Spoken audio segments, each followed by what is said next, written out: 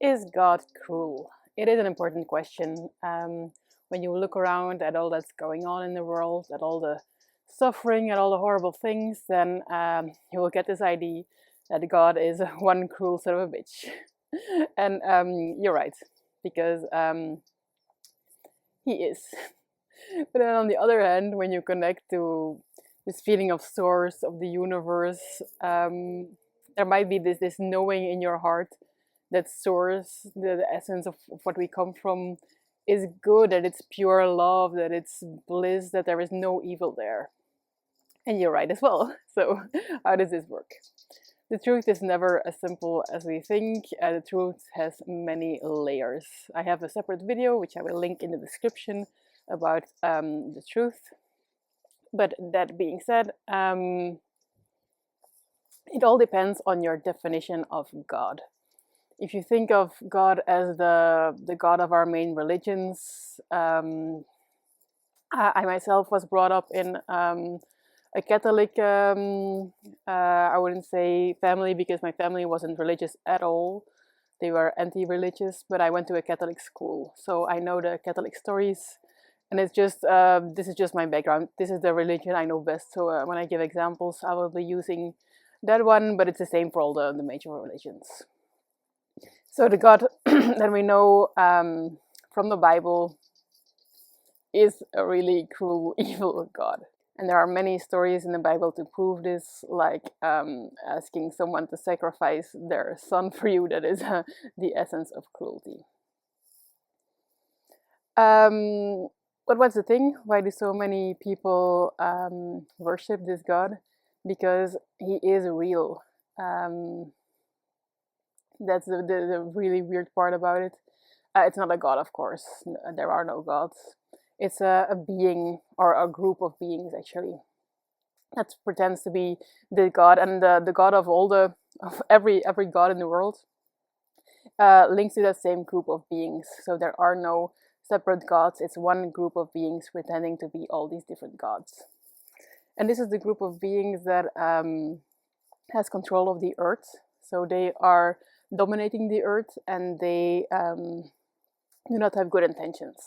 They want war, they want separation, they want to feed off humanity and to keep them enslaved.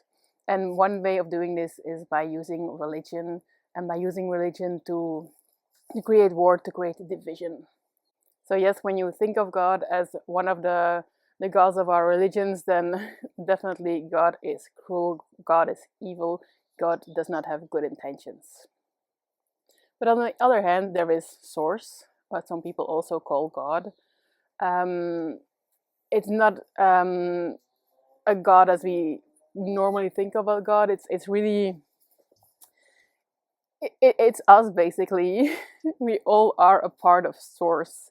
Source is split into countless number of souls, and we are those souls. So it's not like Source is a God that we should worship, that we should look up to. It is us. All of us combined, we are Source. And Source is, you could say, the universe, because Source is everything, and really literally everything combined makes Source. But Source is also a consciousness on its own. It's not just that we are. It's not just that Source is the sum of the different parts. The whole is more than just a sum. Source is a separate consciousness, and she is really pure love, pure bliss, peace. Nothing evil there. But the problem is, when we connect to God, then we connect to that group of evil beings. So our idea of God is really linked to them, and it's really hard on Earth. It's getting better and better with the Ascension, but especially in the past, it was really hard to connect directly to Source. And then the next question, of course, is how can Source let all of this happen? How can she allow those evil gods to dominate Earth, or those evil beings that pretend to be gods? Very, very just question, of course. And this is because of free will. I have a separate video explaining how everything on Earth came to be. I will link that in the description as well.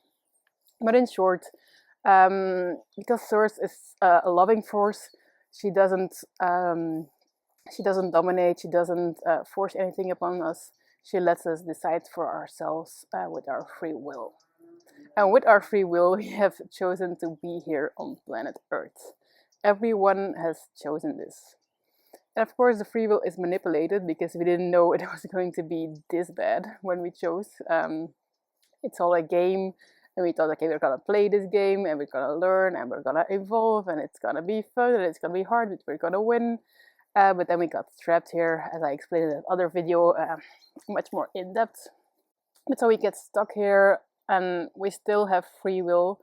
We can escape all of this, but this planet, this Earth game is so manipulated. The evil side, or those playing the evil side, it's so good. They have made Earth so dense, so low in frequency, that it's really hard to remember that we have a free will and to use it. But it's definitely not impossible, so each of us could break free. But then, of course, this isn't happening because, yeah, Earth is just so in control by the evil forces. And Source is putting a stop to it because we have the Ascension now, and this is basically a rescue mission of lots and lots of beings that have not spent much time on Earth yet, that have come to raise the frequency, to remind everyone that they have free will, and to show them again how to use it. And this is what I am doing, and this is what you will be doing as well. So, in a nutshell, is God evil? It depends on your definition of God.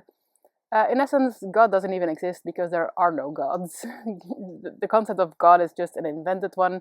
It is used purely for manipulation and control.